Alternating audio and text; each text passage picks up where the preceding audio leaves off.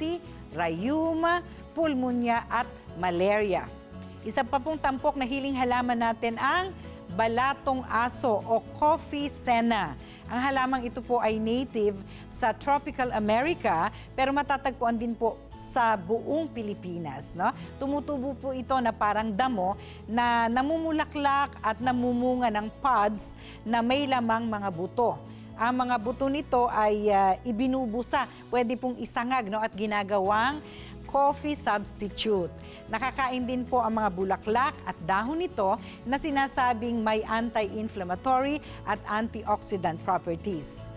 At pinanggagamot din po ang balatong aso sa mga kondisyon gaya po ng gastroenteritis, constipation, indigestion, kasama ang hika at lagnat. No? Ang ointment naman po mula sa halamang ito ay mahusay na panlunas sa skin diseases gaya ng eczema at ringworm. Ginagamit din po itong pampurga at panggamot sa diabetes at malaria. Magpapatuloy po ang inyong kinagigiliwang healing show ng bansa, ang Healing Galing sa TV, Year 3. Oh, kanina lang payat ito eh. Narito ang ating So Fast Squash So Pass. Masarap. Meal in one na siya actually do kasi may carbs ka na, may protein pa. Almusal po tayo mga kapatid, kain na. Mabilis na panlunas sa ubo at lagnat, ang fresh scription ni Chef Jeremy. Tutok lang sa Healing Galing sa TV, Year 3.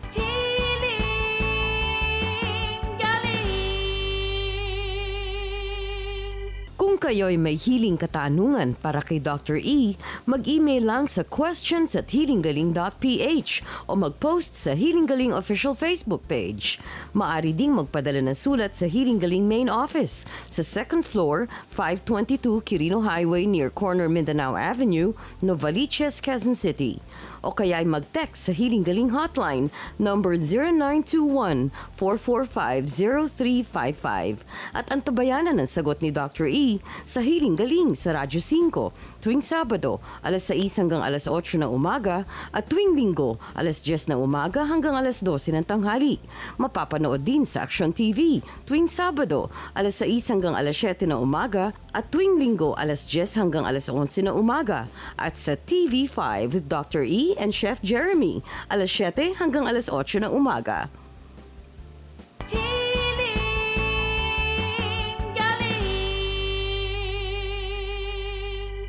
Happy healing morning mga kapatid! Happy healing morning mga neighbors! Happy healing morning sa inyong lahat! Happy healing morning sa buong TV5! Happy healing morning sa buong mundo! Ayan, kabulol-bulol at lahat na, Diyos ko po, nahirapan ako dun. Okay, ang bilis kasi, no, masyado, pero mas mabilis itong lulutuin natin. Dahil ang recipe natin ngayong araw na to ay tatawagin kong, walang iba kundi, So Fast Squash So Pass. Okay, so ito lang nga, ang recipe natin, ito lang mga ingredients. Meron lang tayong sibuyas, dahon ng sibuyas, keso, seaweed salt, pepper, celery, carrots, syempre yung squash, tapos manok na chicken breast ba to? Chicken thigh ito eh. Tapos macaroni, elbow macaroni, tapos yung water natin pangkulo. So inumpisahan natin, pinakuluan ko na ahead of time yung ating malunggay sa tubig. Ayan. So itong malunggay natin, tulad ng keso, mayaman din to sa calcium. At hindi lang calcium guys ha, pati na rin sa iron at iba't iba pang mga health benefits na makukuha natin syempre sa malunggay. Actually, ang tawag nga dito, di ba, miracle plant. Karapat-dapat lang din naman siyang tawagin miracle plant sa dami ba naman ng sustansya makukuha mo dito. Actually, hindi lang siya sa mga nagpapadede, lactating moms, ang malunggay, pati na rin sa may mga iron deficiency, meron ding problema sa calcium, sa buto, okay din po ang ating malunggay. Ayan. Alright, sibuyas muna. Next na natin ang celery. Ayan. Carrots. Seaweed salt muna and pepper. So next natin ilalagay ay yung ating elbow macaroni. So lahat na natin to. Okay. So habang hinihintay natin maluto yung macaroni, handa ko muna yung paglalagyan natin ng sabaw. Ito po yung ating monay. Bread bowl natin. So gawin nyo lang. Ayan. Then narinig nyo yung pag hinihiwa nyo yung crust. So next natin yung ating squash. So next natin, chicken. Itong chicken natin, na-boil na natin to, so hindi na natin kailangan lutuin, no? So next natin lalagay yung cheese, grated cheese. So this is fine. So sasali na natin siya sa ating bread bowl.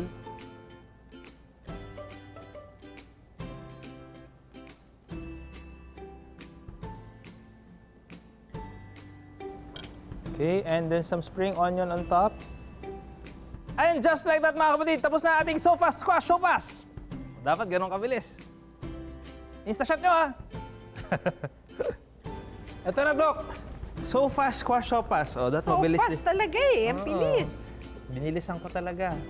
At may ano pa. On the side ay may... May bread.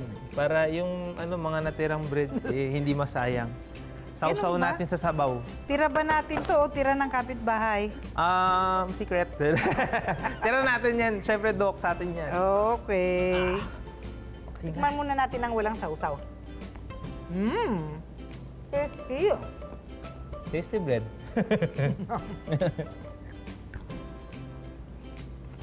Ang tawag dito ay... Wah! Sofa squash. Ano yan, Doc? Yan ang take ko sa chicken sopas. Mas pinahealthy natin. Oo nga. Ano yan, Doc? Malinamnam. Saka yung ginamit kong tubig pangkulo. One pot, one pot dish.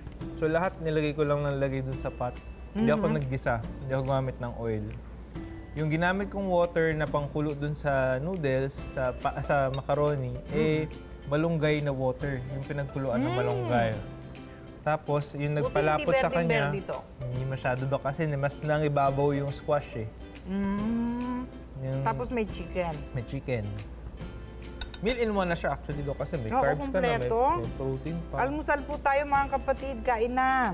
Yan. Tsaka Doc, kung gusto mo mas lumapot ka sa macaroni, dapat hindi mo ilalagay ng luto yung macaroni doon. Dapat lulutuin Doon siya lalambot. Doon siya lalambot. Para yung starch ng macaroni, yun yung Okay. papalapot sa kanya. Hindi ka nagagamit ng gatas. Magugustuhan po ito kasi kahit ng mga bata. Tapos meron ka pang crunchy na ano. Croutons on the side. Sinerve ko to kanina, Doc, sa bread. Amo na yun. Masarap. Okay naman siya, Doc. Okay din na ganun, pero okay din na serve mo sa regular na bowl. Same. Lalo na kung katulad nito na siniserve ng mainit. Tama. Sarap. Doc, tapos ang maganda dito, alam mo At magkano lang? masustansya. Masustansya At magkano lang. Mura pa. 5 barya lang.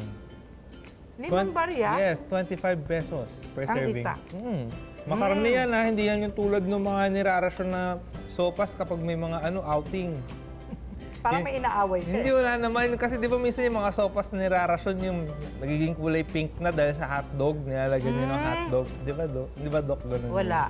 Bakit nga kulay ano yun?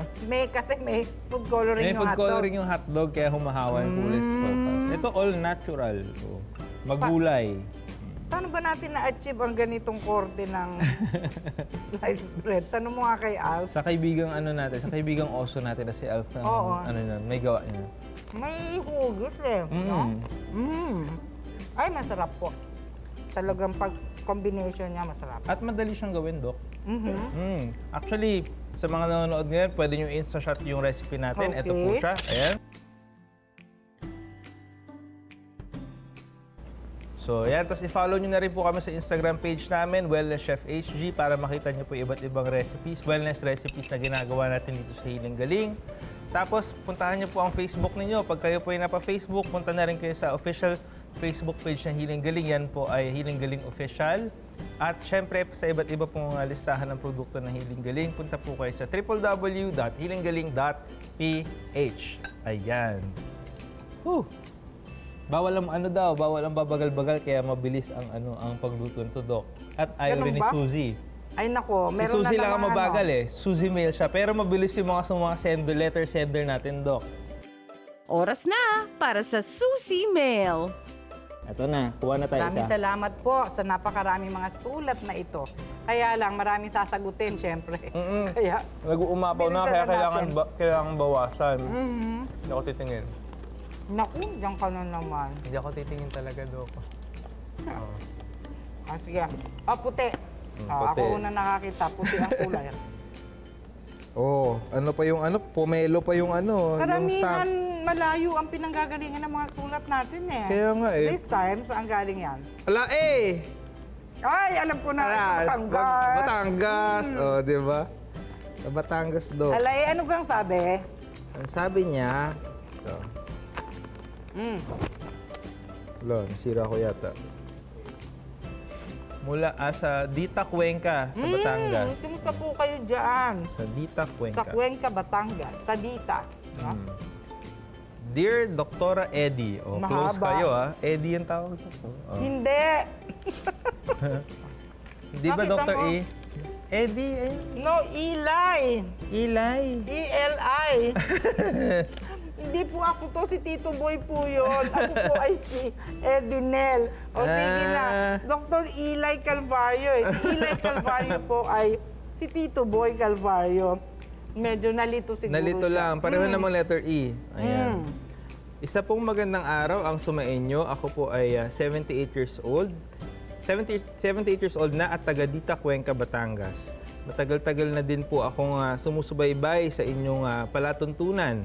Pero wala pa pong katulad ng akin na ihihingi ko sa inyo ng advice. Nakakayaman pong sabihin, noong 76 years old ako, parang nahalata ko sa sarili ko na ang kanan kong tenga ay umuugong. Yung paano yung umuugong? Yung parang yung ganun. At minsan nabibingi ito, kaya ang sarili, kaya ang sanhi ay ang nabibingi. Kailangan ko magsalamin. Ito po kaya, ang sanhi ay pagpatina. Ito po kaya ay sanhi ng pagpapatina ako ng buhok ko. Pati anit, pinalalagyan ko dahil medyo nakakalbo ako. Eh di ba't pa kayo nagpapatina, lalo nakakalbo ang pagtitina? Yun lang. Ako, nakakalbo ako, yun po kaya ang sanhi. Pero noong 50 years old ako, nagtitina na din ako ng buhok pero wala nang ugong-ugong.